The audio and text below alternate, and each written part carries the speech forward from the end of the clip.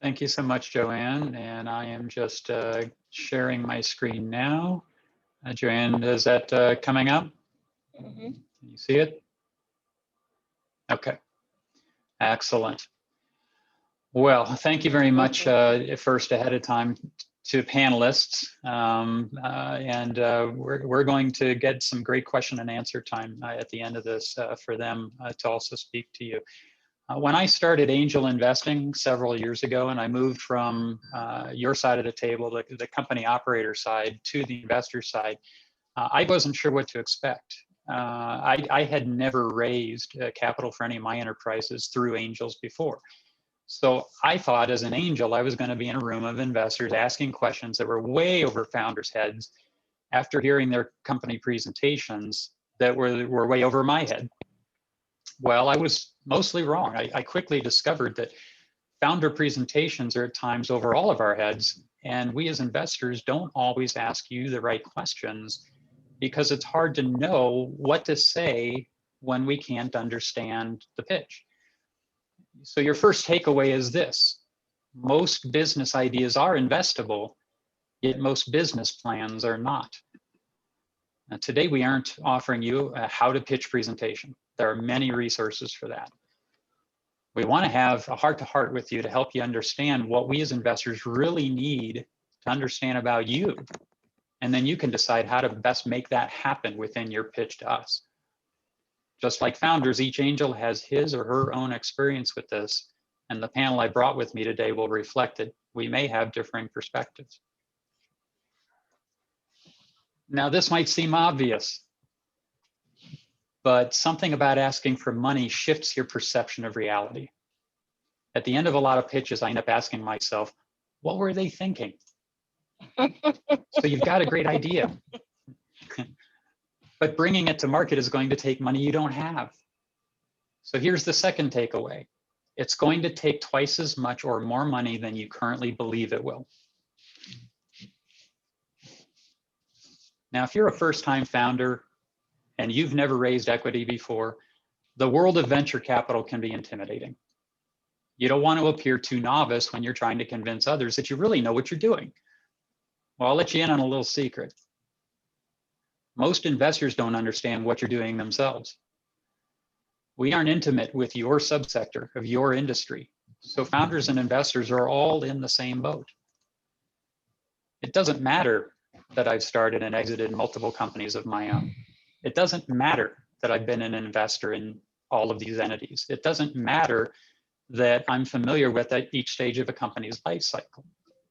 It doesn't even matter that I see several hundred pitches a year, because when I see yours, it's like I'm in kindergarten again. We're just trying to see if between your pieces and our pieces, we can build something together. Your investment ask needs to be appropriate for your industry, company stage, growth milestones, and your exit strategy. And the point of your pitch is to convince us of that. We like to have a good time while doing this, but let's not kid each other. The purpose of investing is to generate a return. And if you're not planning to sell the company at a point that optimizes the return for you and us, then angel capital doesn't have a place in your capital plan. Now, micro businesses with only nearby customers or founders who want to do this business as their career occupation aren't appropriate for investment outside of friends and family. Outside investors are looking for returns and expect founders to have strategies for exiting the company already built into their plans. The companies that angels are looking for have fast growth potential and tend to sell into broad geographical regions. And the management team agrees they want to exit too. They want to take the winnings and go on and do other things. So who are the angels you're looking for? Well, we're not celebrities. If your business succeeds, a lot more people are going to know about you and what you do than know about us. We're wearing the same clothes and going to the same grocery stores as you are. We're not risking our homes and retirements on you. We're not going to sue you if things don't work out unless you lie to us. And this is the key, we're not in a hurry. You may be, especially if you didn't do the capital planning that you need and build in the time to comfortably fundraise. So a third takeaway I hope you get from today is how important doing your business planning really is. Angels are people who have business experience and insight that you need and want to share it with you. They can leverage their networks of contacts, sometimes in your specific industry, and steer you clear of pitfalls that can end your company fast. Angels have demonstrated the ability to create and manage wealth that 97% of the population does not. They understand business by the numbers and will require you to as well. Angels are much more altruistic and interested in doing good than you might assume. And angels take significant risk to give back to the business creation cycle while sharing what they've learned. Now, if that's what you should expect from angels, well, they have expectations of you as well. Investable founders don't avoid math. Measuring your market, customers, performance, and ROI for investors is critical every day. You should be eager to prove and continuously reprove your business plans and not be turned off by tough questions. And if it's your way or the highway and you only want our money, it's probably not going to work. Here are the brass tacks. How do you pitch to angels that you don't already know? Now, again, I'm not here to be a pitch coach. We're not going to explain how to design your presentation slides or how to dress or speak or use gestures.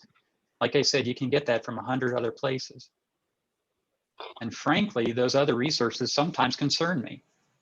Academics and consultants who haven't been angels themselves make presumptions about what's important to us. Now, how do I know this? Because after you have applied their advice and then come to see us, this is how a lot of pitches from serious companies with real potential make us feel.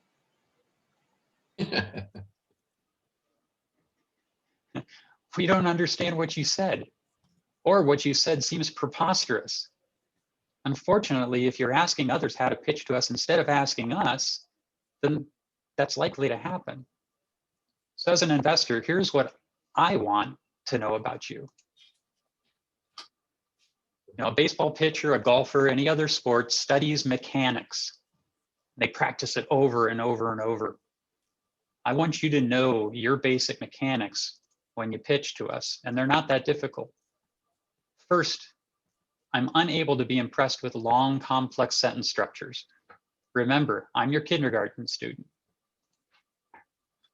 Really, words are a last resort. Demonstration, video, pictures, testimonials, anything you can do to make me relate to your customer's intended experience before your solution and then after they get your solution can deliver more impact that helps me get you. Don't make any claim you can't defend 5 ways from Sunday on the spot. But also, you won't have time to weigh your pitch down with lengthy defenses. So just offer your most powerful defense for any claim you make and leave it for deeper discussions and follow-up meetings. In general, it's better to be conservative with your claims and leave room for upside surprise when we dig in, rather than swinging for the moon on the first meeting and being found to stretch credulity. And finally, don't assume I already know your market space. If we don't understand what you're saying, we often won't tell you. We'll just simply not invest, and you'll have squandered an opportunity. Your 6th grade child should be able to understand your pitch. And if you don't know how to do this, get some help with simplifying it. It's safe for you to assume you probably need some help with this. Okay, so now let's move on to the meat. These are the 6 topical areas or elements that you understand that you need to transfer to us so that we understand. And Joanne is going to put a downloadable outline of this in the chat box now, so you don't need to scribble all this down. Just hear and absorb, okay? The first is to make me understand how well you can take market share and defend it.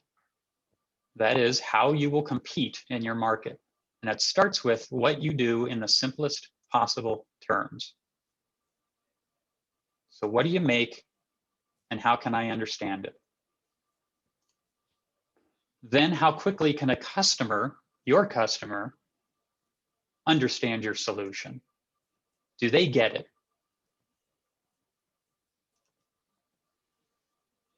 Is your solution disruptive? Is it a significant advance or of a marginal benefit to customers? I like using the analogy blood, pain pills, or chapstick. If your new invention is like blood, we need it to live, then you can just ask the customer for almost any price. But maybe your solution is pain relief, a major improvement, and so it can be priced similar to the market leader you compete with.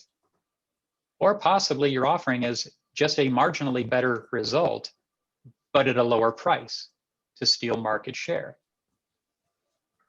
Now, you can be offering lip balm and that's fine. Any of these solution types can attract our investment, but you need to clearly convey which one you are.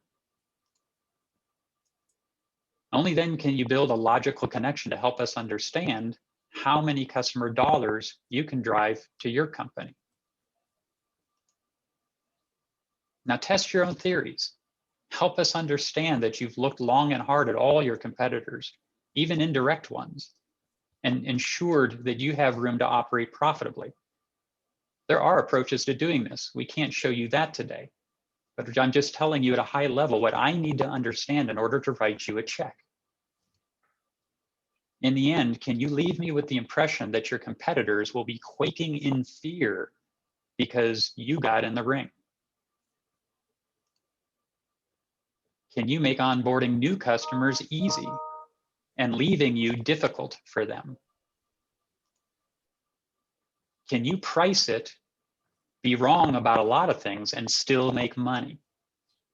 So what I've just described as elements of competitive analysis is essentially helping us to understand your business model.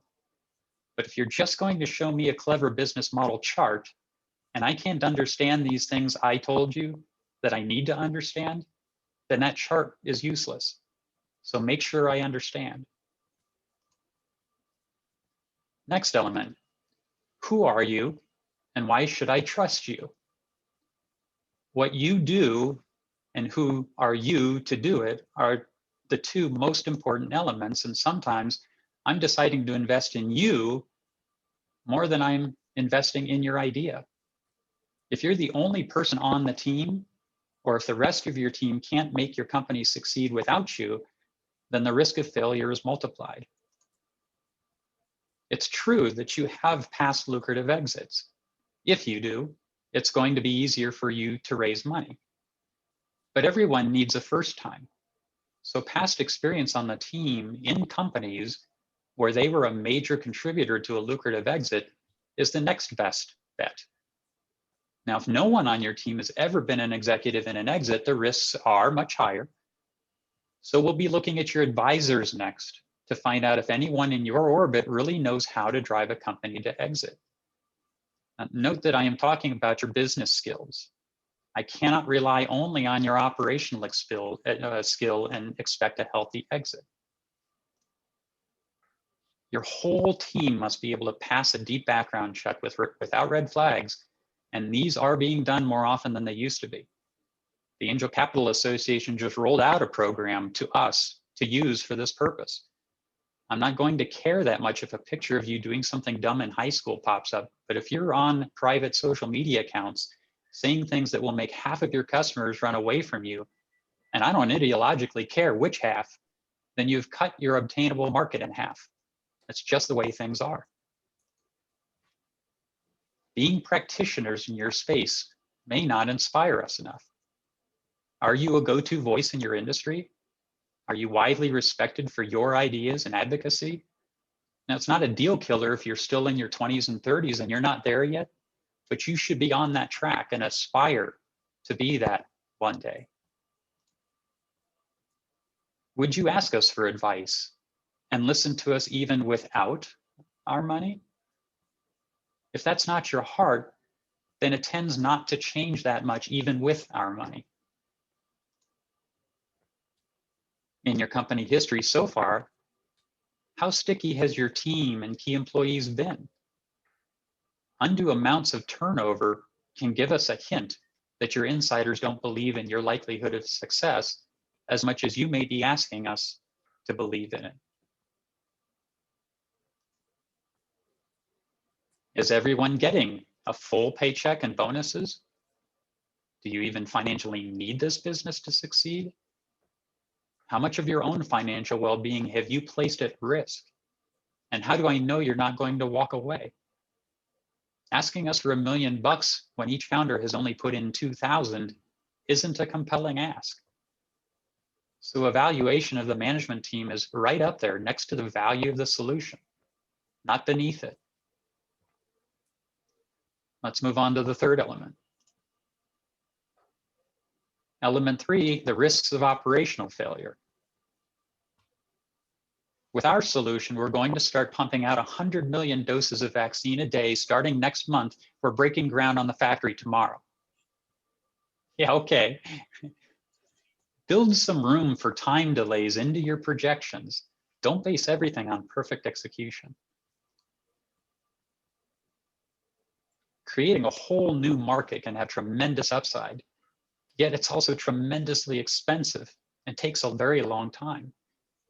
Both new market solutions and existing ones can attract us investors, but we need to know clearly which path you're on.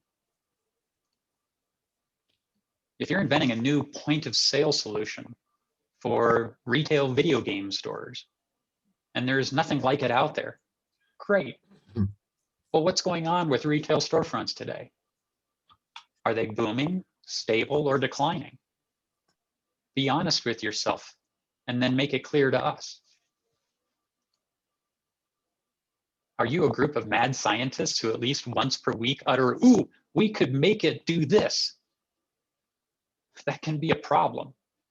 I almost did and became glad I didn't invest in a new materials technology out of Kansas State University that promised to change the world in a year and then spent 10 more years constantly redeveloping and improving the product without ever selling any of it. Show us that your plans are disciplined. Now, this is always a big question among investors. How are you protecting your distinctiveness from being copied by someone who has more money or resources? Now, you could use issued patents, you could be applying for patents, you could be getting early legal opinions, but not every solution can get legal protection. Sometimes your protection is just speed to market and being the first mover. Sometimes protection means closely guarded trade secrets. Make us understand what your defensive strategy is. And you better not be stealing ideas from your past employers or educators or past business partners without clearly licensing that intellectual property and having that in place and documented. Now, if what you do goes wrong, could it hurt people? If so, you're probably under some level of regulatory oversight. How much longer and at what cost is it going to take to get the needed approvals?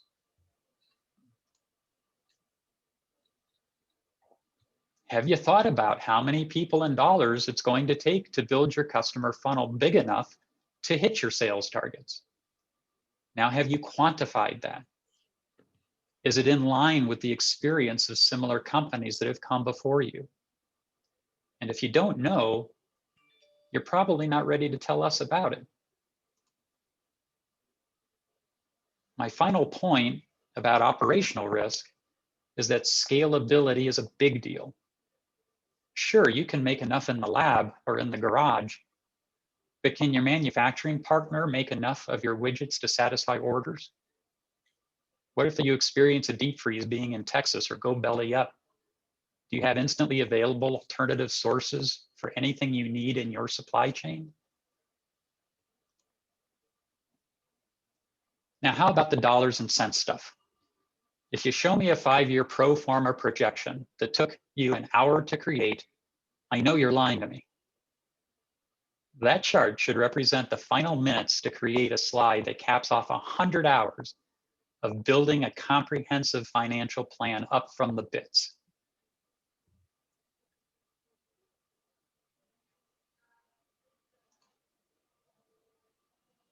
We need to understand how you're going to spend our money. It shouldn't be to pay off debt, nor to increase your founders' salaries. Investors want almost all the dollars fueling company growth in value, which is done either through growing sales, or if your solution is like a medical device that has a long road to approval, then the money is being used to achieve the scientific steps necessary to prove your solution works and get to that approval.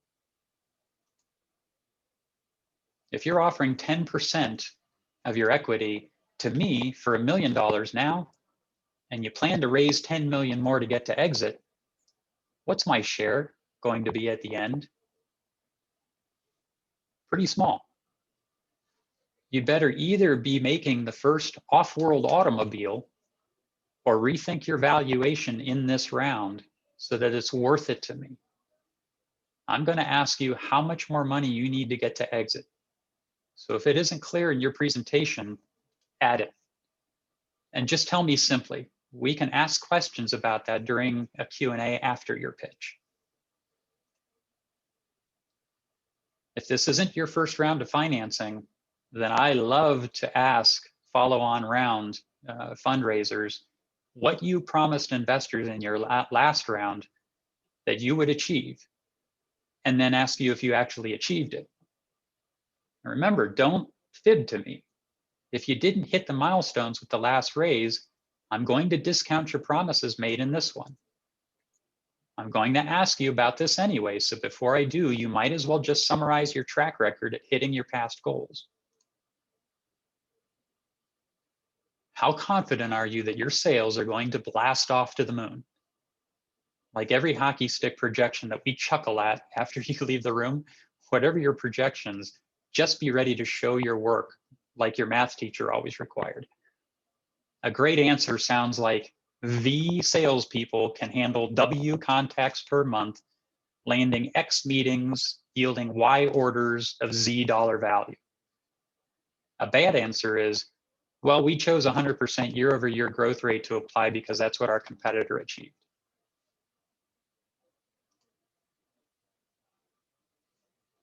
And what are your contingency plans if you miss your targets? How will you still protect my investment? Almost every company should come to us with this already answered, except for those who plan to exit prior to first revenue. Even then, there needs to be some model of profitable unit economics that the company who buys you is going to be interested in owning. In summary here, with financial risk, startup investing is a proposition of numbers, and you need to know yours.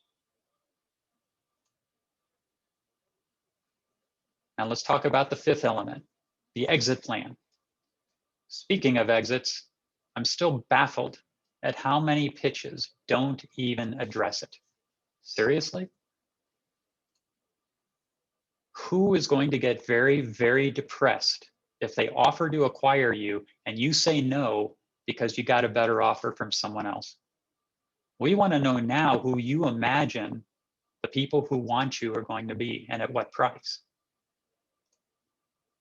One answer is some rough idea of enterprise value at exit that you would accept after calculating what your take from that would be. That's at least a start. A better answer is 2 or 3 potential exit points down to the year and even the quarter of the year based on achieving certain sales or other milestones. A really great answer is multiple exit timings and valuations with a pre-calculated analysis that tells me what my rate of return would be in this round. Now, how often do you think I see a pitch where a founder's already pre-calculated the ROI being offered to me in this round? Of the hundreds last year, maybe one. If you have this slide from me, you won't catch me dozing off on you because it means you're a real planner, and I really like planners. Planners are more likely to find company ending errors before they commit them. And if you impress me with the first 5 elements, we may have a deal, but you can still lose me here. If you've got a great thing going and you can't do it without the capital, but then expect me to take all this risk with you for returns no greater than I could get buying an apartment building, then I might have to quote Mr. Wonderful. You're what to me? Angel groups can rarely fill around by themselves. You need to be talking to as many as you can, and we can all exhibit lemming-like behaviors, not unlike these chumps. Other angel groups or VCs being interested makes us more interested, and vice versa. By the way, leading the round means the lead investor that is going to negotiate the terms with you and put in a significant chunk of the total raise. I have passed on rounds when I felt the founder wasn't asking for enough money because the amount didn't make sense relative to the milestone promises, leaving the company with a potential collision date with the proverbial wall. Now, in my opinion, valuations are too high right now, have been for quite a while. A beautiful classic restored car for too much money still finds no buyers.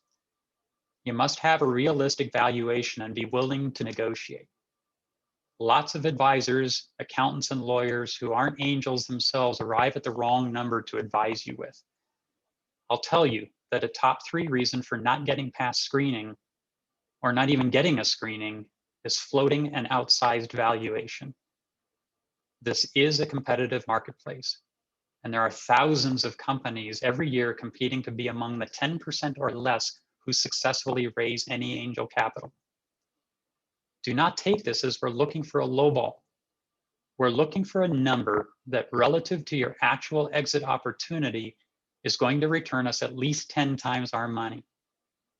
The math behind why that's true is because we're still going to be wrong betting on 9 out of 10 of you.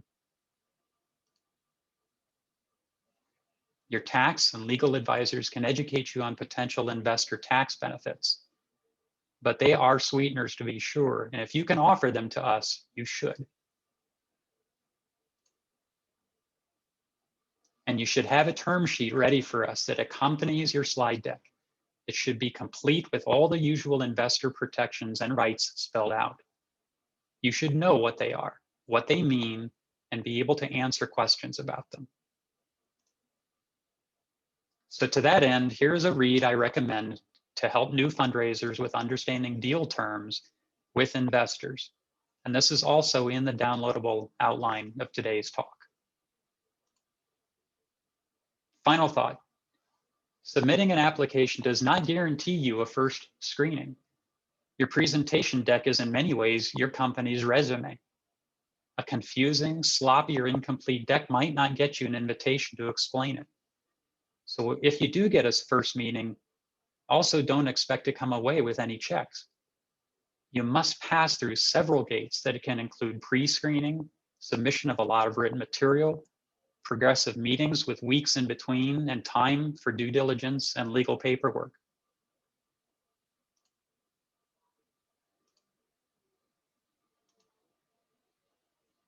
It's a full-time job for the chief fundraiser of a fast growth company to plan for cash needs many months out. If you aren't planning many months out, you're going to run out of cash, and you'll believe me when it happens to you. So this is me. It's also in the downloadable outline. So now it's your turn to ask the panel.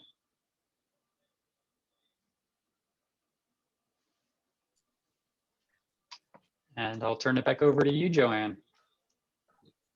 Thanks, Jeff. That was great. So I guess we invite all participants on the call. If you have any questions, please post those in the chat box. And I can help moderate, but if the other panelists, Mike, David, and Kelly, if you don't mind, yep, you guys are all live. That way we can see your face. Jeff, do you have any questions to kick us off for your panelists? Yes, I would like for each of my panelists to answer a question about who they are, where they're from, how long they've been doing this, and why I'm all wet, and they'll get me corrected. Hey, I'll start that. So great job, Jeff. So I'm Kelly. I am in Kansas City. I manage the Women's Capital Connection, which is an angel investment group made up of 42 women that look at early stage deals. We do co-invest with organization Mid-America Angels, which Jeff is also part of. I helped get the groups, the Women's Capital Connection group, started in 2008.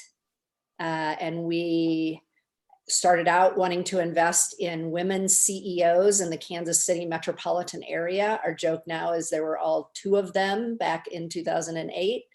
And so we have expanded our net much wider and invest throughout the country. And there just needs to be a woman in leadership that is in day-to-day operations and has equity in the company. My background is in business ownership in the retail space. I sold my last business in 2003. So that's my background. Yeah, I can go next if you want. My name is David Friedman. I'm in Southern California. I'm the president of Tech Coast Angels in Orange County, vice chairman of the Board of Governors, which controls, well, I'm not sure controls is the right word. You don't control angel investors, but we have 450 or so accredited investors in our networks today. I'm a former tech executive, did a lot of entrepreneurship. Then when I left the corporate world, went to entrepreneurship. My background is in engineering, econometrics, software, internet, and IoT. And I've been doing this for 12 years at TCA. Thank you, David. How about you, Mike? Yep. So Mike Sember, I'm chairman of the Desert Angels screening panel. My background is quite a few years in the pharmaceutical and biotech space. I will basically summarize everything that I have to say by saying Jeff is 100% correct in all that he said, and I have nothing to add. So, well, there's a question in the chat box that's perfect for you, Mike, to start with. The asker says the development process for pharma and biotech is long. I know you have a deep pharma background. When is the best time to be seeking angel capital for those kinds of startups? well, let me answer it kind of in a maybe a slightly different way. I think the question is, should you be seeking angel money for a pharma biotech startup? Many people think that the proper funding source for those kinds of enterprises is more in the venture capital world, where many millions, mega millions of dollars can be invested. However, having said that, we at Desert Angels do a lot of deals in the life sciences space, which includes drug development companies, et cetera. And what we like to see is the possibility of an early exit. So all the things that Jeff talked about, I completely agree with. So we like, if you're thinking about the life cycle of a pharma biotech company, it's oftentimes it's hundreds of millions of dollars that have to be raised. But if there is a logical exit point well before you get into those significant investment dollars, that can be attractive to us. And in the world of pharma today, they are acquiring companies earlier and earlier than they ever have before, simply because they're shutting down a lot of their internal R&D function. So, you know, kind of an odd way of answering this, I suppose, but I think there is a role for angel money in these companies, but typically it's more venture capital oriented. Kelly Oscar is asking, what kind of markets are attractive to you these days? Well, we do some life sciences investing too, and understand that there is a long way to exit usually. However, I liked your point in talking about the possibility of early exits. You know, a lot of investors invest in what they know. So it depends on the experience of the group, I think. And with WCC, because angel investing is newer usually to women than it is to men. A lot of times the members of the group will look toward other folks that have that expertise in a market.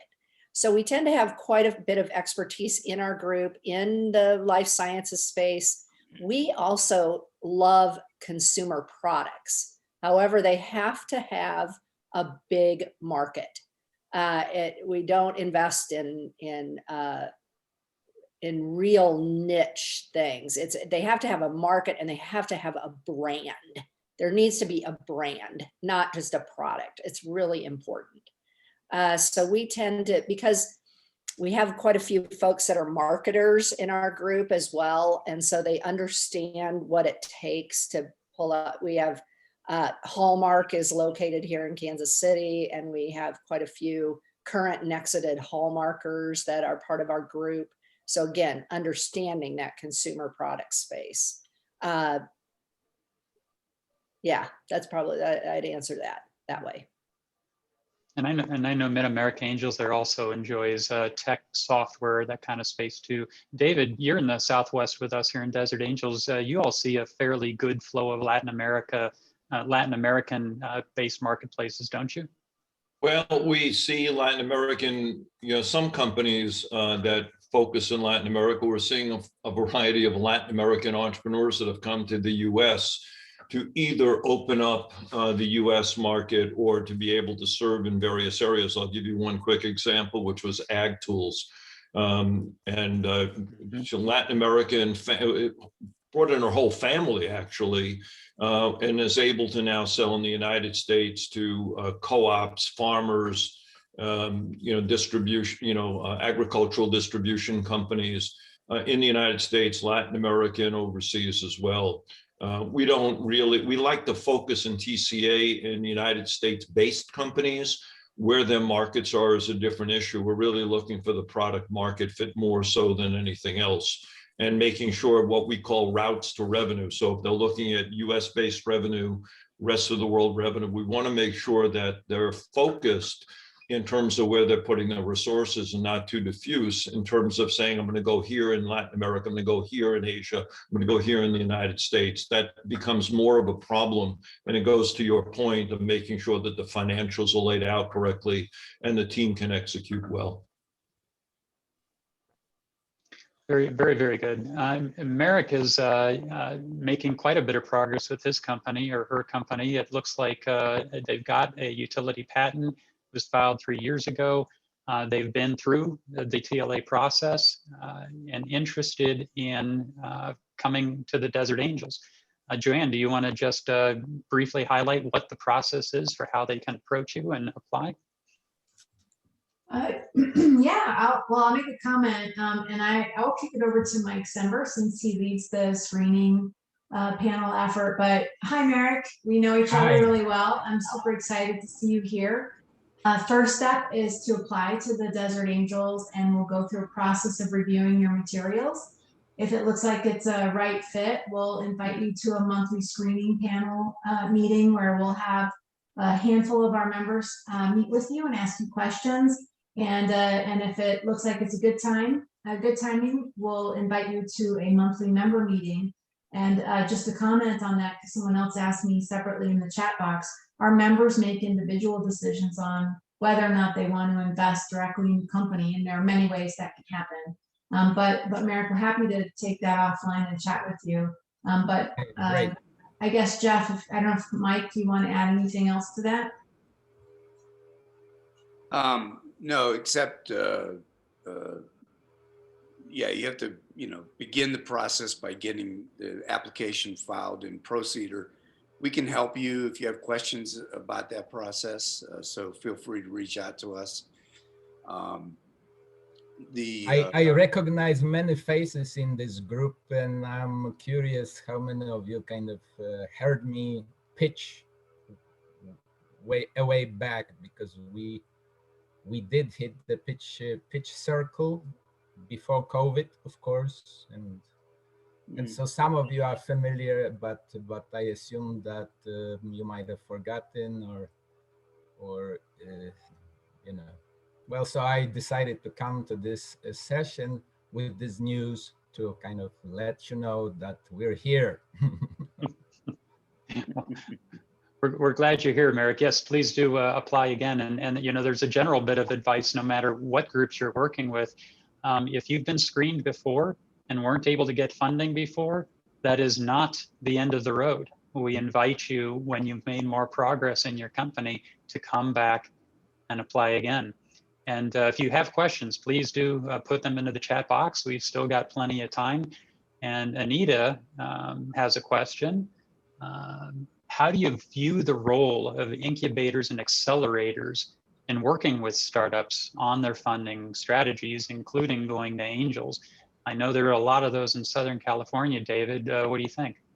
Yeah, I'd love to work with incubators, accelerators. We have built relationships with a few companies, probably we're trying to look at the top 10. So we do a lot of work with Expert Dojo. We did work with Fast Start Studios. We do work with Octane Launchpad. We're trying to get into Techstars LA, Y Combinator to build a bigger bridge so we can get in early. A lot of these companies that have really become unicorns have come out of, for example, Y Combinator. I know that there are even funds like the Phoenix Fund, which invests in the 40 top companies. We want to develop a relationship. Sometimes when a company comes into us and it's a little too early, we'll actually send them to either SBDC or recommend one of the accelerators. And it's to Jeff's point, sometimes you're not perfectly suited right now, but if we can get you some additional help and maybe some additional funding in $50,000, $100,000 increments through an incubator or accelerator or some additional skills, come on back. We don't want to turn off the entrepreneur. We want to actually help them with the resources either within our own organization or those organizations we're friendly with. So Anita, Anita, I would encourage you and anybody working with an incubator or accelerator to spend more time talking with angel group leaders, though, because I do think that there are, there's some things that a lot of times when I see deals, and I've been doing this for more than a dozen years, when I see deals, their pitches are more geared toward demo days. And I know that has kind of gone by the wayside a little bit with COVID and things like that, but they're way more geared toward a beautiful, stage, kind of production without any call to action. And it's like, I go away from those demo days and I'm like, what do they want? What do they want from us? Kind of thing. So I think that, and I know that's a step toward investments, but I think it needs to be, I'd like to see there to be more meat to a pitch than a demo day type pitch. And I think that accelerators need to spend more time if these people are really going toward raising money, which most of them are going in that direction. They've really got to understand what angels are looking for. And Jeff did a really great job of outlining that. But it's just, there's got to be a lot of content and a lot of call to action. And what do we need from you? This is what we need, and this is what we need it for, and this is why we need it. And I know that, I don't know, I just think there needs to be a bigger step into that. Can I just jump in one other thing? When you go to an incubator or an accelerator, you still need to come up with, quote, a good story and pitch deck. they need to understand it has the same elements, although maybe it's more like the clay model, you know, it's a Homo sapien, but you really don't know what it's going to really look like at the end of the, you know, the deal. If it's going to be Venus de Milo or it's going to be a minute, you know, something else. So you still need to be able to go through the 6 stages. They're going to help you formulate it a little bit better. You know, and of I would, course, yeah, go ahead. I was going to say, and of course, Anita was sort of ghost asking that question because she's well known to us here in the local Tucson community, being a representative of the University of Arizona, one of those entities that is educating entrepreneurs. And she and Mike, I'm sure, have worked together a lot. Mike, how much have you relied on the resources here in Tucson between the Forge and UA and multiple incubators and accelerators to help introduce and shepherd startups to us? Yeah, we've obviously we've worked with UACI and Forge extensively. Forge newer, of course, and we rely on them to shape these companies before they get to us. And I think in general, our community is fortunate. We could use probably a few more of these, but we're fortunate to have the people that we have that are doing this. The one thing, and I'm not thinking about any particular accelerator, but I think one of the things that accelerators or incubators need to do is always think about providing the best unfiltered advice to these companies. You know, I think this really comes down to the question of valuation. Every company thinks they're worth more than they probably really are. And sometimes they need to hear that before they come to the Desert Angels so that they can have a potentially better outcome. So I know that you do that, Anita. I'd encourage you to do it, you know, even more than you're doing it today. So, You know, I spend a lot of time too, and this is the fun part of what I do. I spend a lot of time working with entrepreneurs. Like I'll hear about them somewhere, or I'll maybe even hear them present at a demo day or somewhere, and I'll find out about them, and I'll meet with them several times prior to them actually presenting to our group, because I know what we're looking for as a group in a deal, and sometimes they may have parts that are missing, or they may have put together so many different decks for so many different demo days or pitches, or what are all these groups looking for. So I spend a lot of time with those folks, and it's also my way of figuring out if they're a coachable group. Have they, like Jeff said, not put this together in an hour, but spent a lot of time putting things together. And maybe they're just needing to pull from other decks or other presentations that they've done. But I want to make sure that they are understanding what I'm looking for. And if they still come out in a present, again, sometimes I'll meet with them several times, because it's my goal for a win-win deal too. I don't want to get anybody up in front of the group that really doesn't have an investable deal. And so it's a goal of mine too, to work with them. But then are they actually taking my advice and what I'm telling them to talk about before they actually get there? It's a really good gauge for me. Kelly, let me ask you to follow up. America has received some interesting advice that he should stick to the coasts. And I know you're right in the middle of the country. And in fact, your 8-state upper Midwest region only sees 4% of the annual deals, according to the ACA. But my thought on this is that money is green no matter what state it comes from. So why should groups be willing to come to Kansas City?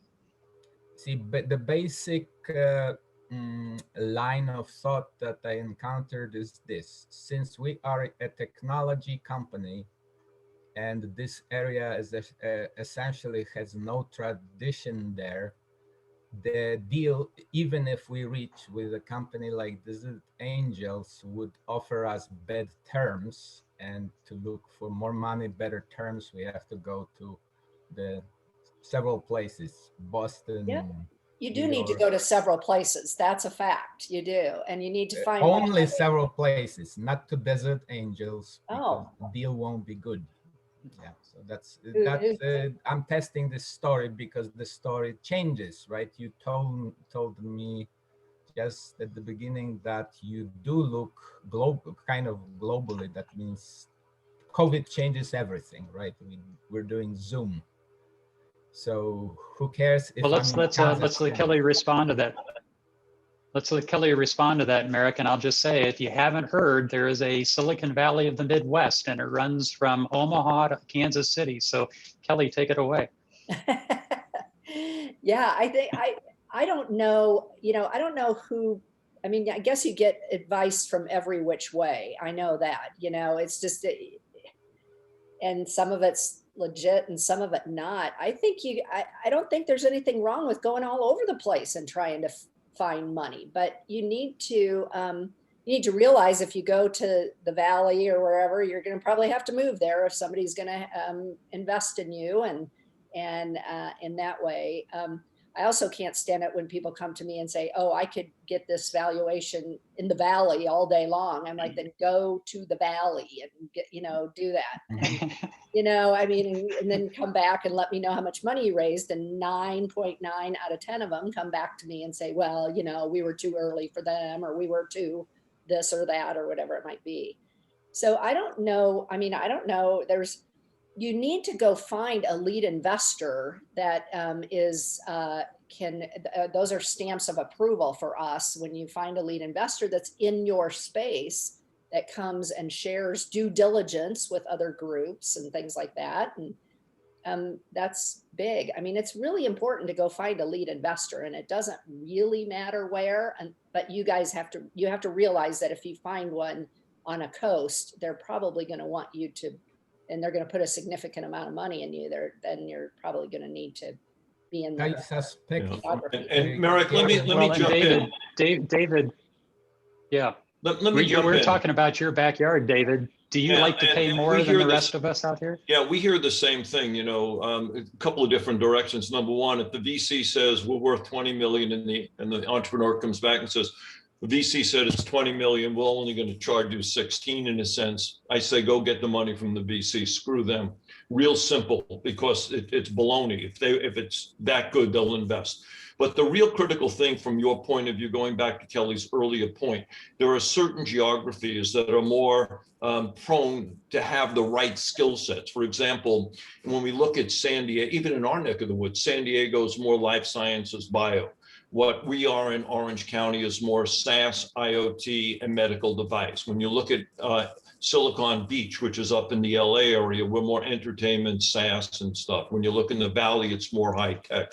When you look in New Jersey or New York Angels, it's more pharma. When you look in Boston, it's more, SaaS and pure technology. I mean, so if you have a certain, a product or business, initially go to those areas, but everyone's interested in a variety. You'll see the diversification. And number two, we're seeing early days, 20 years ago, yeah, you wanted to invest in your backyard. Now, TCA, I don't care where they are as long as they have a US location.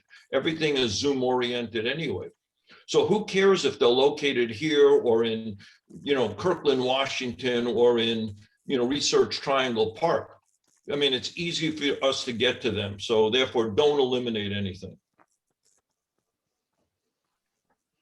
Well, very good. Well, I know we're 2 minutes over 1 o'clock locally here in Arizona, and it's time for us to wrap this up. But please do reach out to us with questions on this topic, because we do want to help and answer them. And I will share your questions with our 3 panelists today and let them offer their answers, and maybe follow up with you in emails or whatever way would be best to communicate with you. So I'll turn it back over to Joanne to finish this up.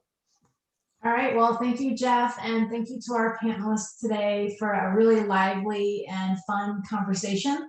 Really appreciate you taking the time to chat with us.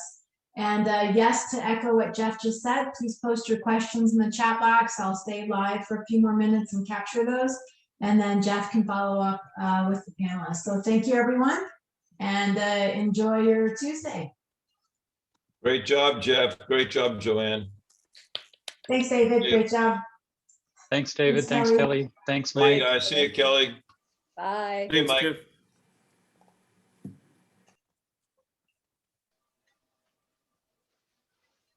Can't get on.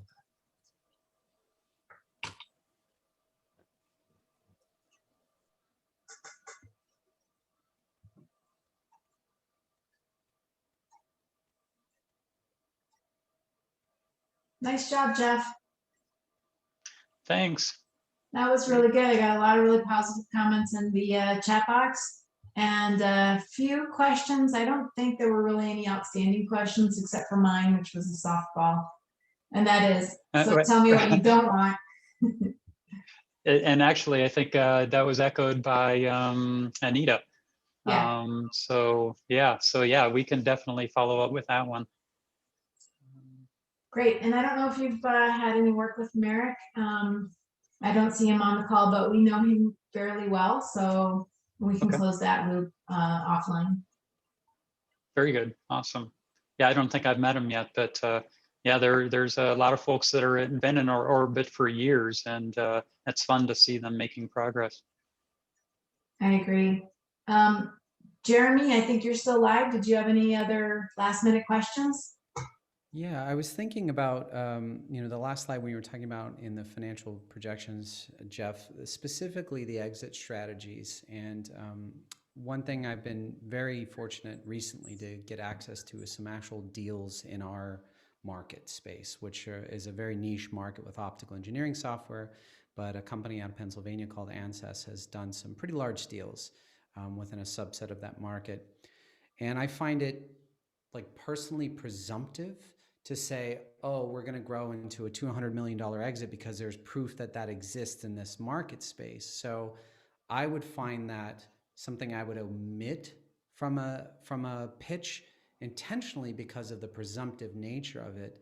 But it is based on evidence. It's not based on our evidence, though, as a company, right? Like we're pre-revenue, we're ideating, we're beta testing, and to say, oh, ANSYS, we know our likely exit potentials. We know what companies are in the space, what are doing acquisitions, but and you're looking for an actual more of a model of okay, this is there, this is how much I'm going to be diluted, this is how much capital you need to get to $200 million exit, and this is my end multiplier. How do you go about advising companies on that? Well, here's the approach I take to that. Now, you're right that what evidence you can find is great, but it's not going to be very much, is it? And so what we're really looking for is a logic-based answer, okay? So the way that I help entrepreneurs get over this is instead of thinking about it in terms of what are you trying to promise us? Because we know you can't make any promises. It's what are you hoping for? When you dream about this at night and you're winding down from the day and it's like, you started this company and you must have done it for a reason and you're hoping there's something in this for you. Well, what are you hoping is in this for you? What are you even aiming at or shooting for? What would you be happy with? Just start there, answer that question, and then back build what you think the logical framework and steps are that will get you to what you hope for.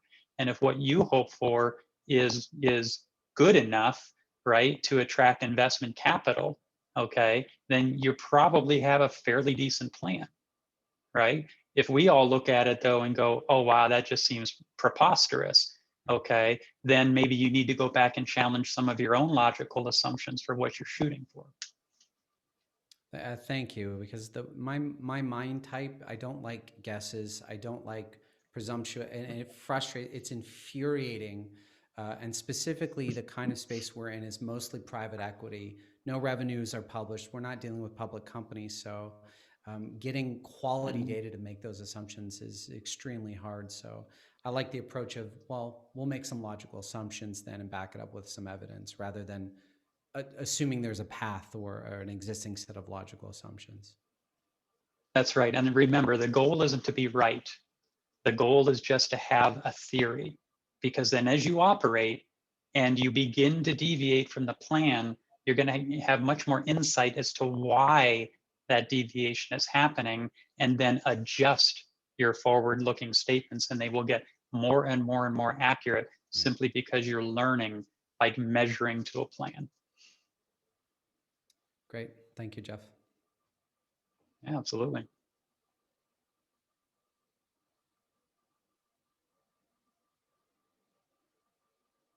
I'm muted. Thank you, Jeff, so much again for your time. And I guess, I see Adam, you're still live. If you have any questions, post them in the chat box, and we'll let Jeff get on with his day, and we'll follow up. Thank you all. Thank you so much. See you all All right. later. Thanks.